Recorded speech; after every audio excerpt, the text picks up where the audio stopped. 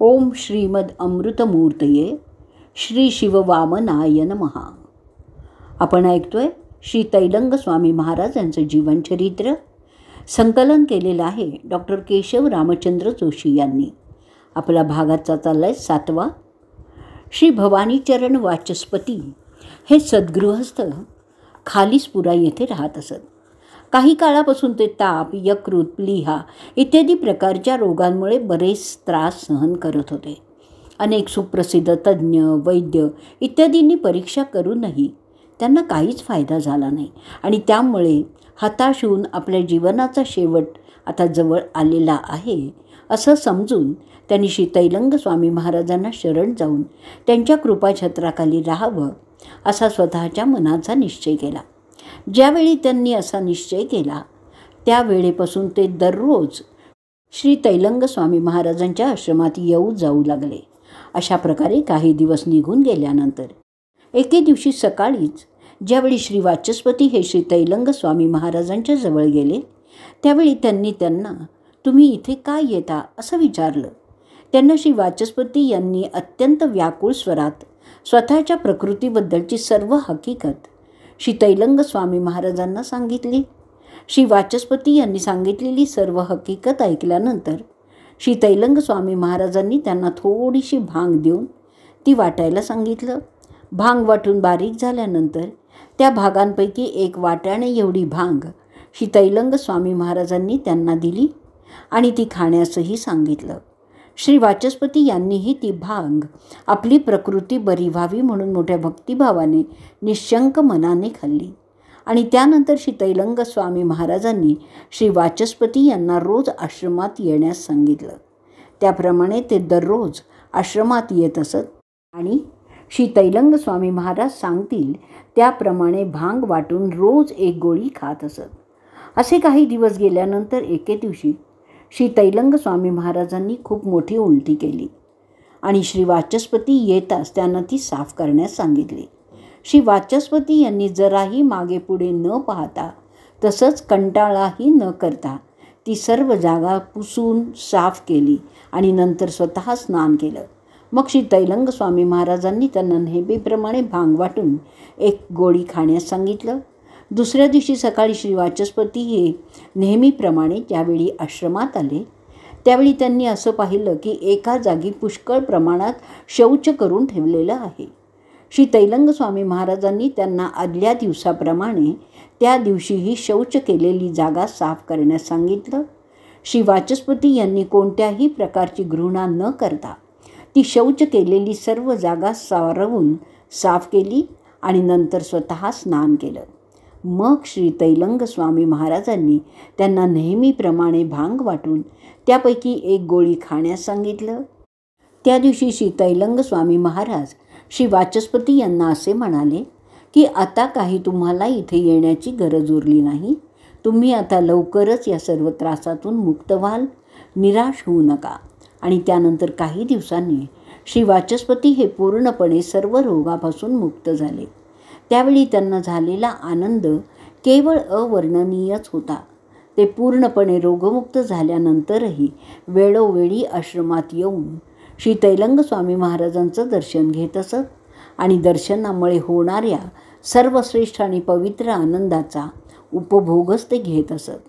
इसवी सन 1291 कलकत्ता येथील हायकोर्टाचे एक न्यायाधीश हवापाणी बदलण्याच्या निमित्ताने बऱ्याच ठिकाणाहून फिरत फिरत शेवटी श्री काशी क्षेत्र इथे आले.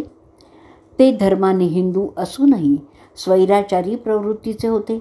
आपल्या देवदेवतांची पूजा अर्चा वगैरे करणं हे वाईट काम आहे असंच ते मानित असत. त्याबद्दल त्यांना अतिशय तिरस्कारही वाटत असे.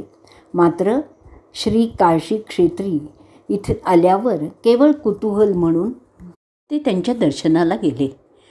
तिथे गेल्यावर त्यांनी असं पाहिलं की श्री तैलंग स्वामी महाराजांच्या सभोवती अनेक लोक बसलेले आहेत, जमलेले आहेत. काही लोक उभे होते, काही दर्शनार्थी त्यांना नमस्कार करून खाली बसत होते तर काही उभेच राहत होते. याशिवाय काही लोक थोडा वेळ थांबून नंतर निघून जात होते. ते न्यायाधीश बराच वेळ तिथे थांबून हे दृश्य आणि श्री तैलंग स्वामी महाराजांची प्रसन्न आणि सुंदर अशी मूर्ती न्याहाळत होते. तेवढ्यात अचानक त्यांना असं जाणवलं की जणू काही कुणीतरी त्यांना धक्का दिला आणि त्यांच्या कानात असं सांगितलं की अरे दुराचारी नराधमा, थोडंसं इंग्रजीचं ज्ञान प्राप्त करून घेतल्यानंतर आपल्या धर्माला तू तर एकदम विसरून गेलास. निदान आता तरी तू या महात्म्याच्या श्रीचरणांवर लीन हो. अशा प्रकारे अचानक बसलेल्या धक्क्याने ते लगेच श्री तैलंग स्वामी महाराजांच्या चरण कमलांवर पडले. त्यांना बसलेल्या धक्क्यामुळे आणि कोणीतरी कानात बोललेल्या शब्दांमुळे त्यांची अनादी संसारातली मोहनिद्रा भंग पावली. त्याचवेळी त्यांचं हृदय भक्तिरसाने ओथंबून गेलं आणि त्यांना असं जाणवलं की जणू काही त्यांच्या हृदयातील भयानक अशी जी पशुवृत्ती होती ती निघून जात आहे आणि त्यामुळेच त्यांना एका विलक्षण अशा आनंदाचा अनुभव येत आहे. वास्तविक पाहता ते न्यायाधीश श्री तैलंग स्वामी महाराजांच्या आश्रमात काय काय होते याची गंमत पाहावी म्हणून आले होते. परंतु तिथे आल्यामुळे मात्र त्यांना अमूल्य असा ठेवा प्राप्त झाला. श्री तैलंग स्वामी महाराजांच्या चरणस्पर्शामुळे त्यांच्या हृदयात असलेल्या वाईट वृत्ती आपोआप गळून पडल्या आणि त्यांची जागा उत्तम सद्भावाने भरून गेली. श्री तैलंग स्वामी महाराजांच्यापाशी असलेली अलौकिक शक्ती पाहून ते न्यायाधीश स्तिमितच होऊन गेले. त्यानंतर घरी गेल्यानंतर त्यांच्या मनात वेगवेगळ्या प्रकारच्या अशा काही भावना उत्पन्न व्हायला लागल्या की ज्यामुळे त्या न्यायाधीशांना स्वधर्माचं आचरण करून आपण त्याप्रमाणे वागावं असं वाटायला लागलं आणि त्याप्रमाणे ते वागायलाही लागले. आता त्यांना हिंदू धर्माचं खरं स्वरूप कळून आलं. हिंदू धर्माचा खरा अर्थ त्यांना श्री तैलंग स्वामी महाराजांच्याच सत्संगामुळेच कळून आला. त्यानंतर त्या न्यायाधीश साहेबांना असं वाटायला लागलं की आपण श्री तैलंग स्वामी महाराजांच्या खर्चासाठी म्हणून दरमहा काहीतरी रक्कम द्यावी आणि म्हणूनच त्यांनी श्री मंगलदास यांच्यामार्फत अशा आशयाचा प्रस्ताव त्यांच्यासमोर मांडला. तो प्रस्ताव ऐकताच ते एकदम क्रोधित झाले आणि त्यांनी त्या प्रस्तावाला कडाडून विरोध केला.